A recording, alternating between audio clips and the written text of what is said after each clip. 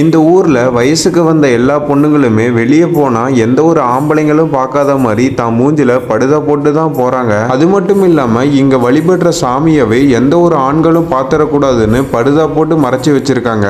In fact இங்க மட்டும் ஏன் மக்கள் இப்படி பண்ணிட்டு இருக்காங்கன்னா, கொஞ்ச காலத்துக்கு முன்ன ருத்ரமாதேவிங்கிற ஒரு அம்மா பிரெக்னண்டா இருந்திருப்பாங்க. அவங்க பிரசவ வழியில துடிக்கும் போது ஒரு 4 பசங்க உதவி பண்றேன்னு சொல்லிட்டு அவங்கள மாட்டு வண்டியில கூட்டிட்டு போவானுங்க. ஆனா அந்த 4 பேருமே இந்த அம்மா கிட்ட தப்பா நடந்துக்க பார்க்க, அப்ப அந்த ருத்ரமாதேவிங்கிற அம்மா இந்த 4 அரக்கனுங்க கூடயும் போராடி இவங்களோட சேர்த்து அந்த 4 பேத்தையும் தீக்கு பலியாக்கிடுறாங்க. அப்படியே அடுத்த 10 வருஷமும் அந்த ஊர்ல பிறக்கிற ஒரு குழந்தையும் இறந்துதான் பிறக்குது. இதுக்கு மாசமா இருந்து நிறைவேறாத ஆசையோட இறந்து போன ருத்ரமாதேவியோட சாபம் தான் காரணம்னு அன்னையில இருந்து அந்த ஊர்ல இருக்க ஒரு பெண்களும் எந்த ஒரு ஆம்பளைங்களுக்கும் தன் முகத்தை காட்டாம படுதா போட்டுக்க ஆரம்பிக்கிறாங்க. அதுக்கப்புறம் அந்த ஊர்ல குழந்தைகளும் நல்லபடியா பிறக்க ஆரம்பிக்கிறாங்க. தப்பி தவறி வயசுக்கு வந்த பொண்ணை படுதா இல்லாம வெளியே ஏதாவது ஆம்பளைங்க பார்த்துட்டாங்கன்னா அந்த பொண்ணு மேல ருத்ரமாதேவியோட சாபம் பற்றும். அதனால அந்த பொண்ணை கிணத்துல இறக்கி பலி கொடுத்துருவாங்களாம்.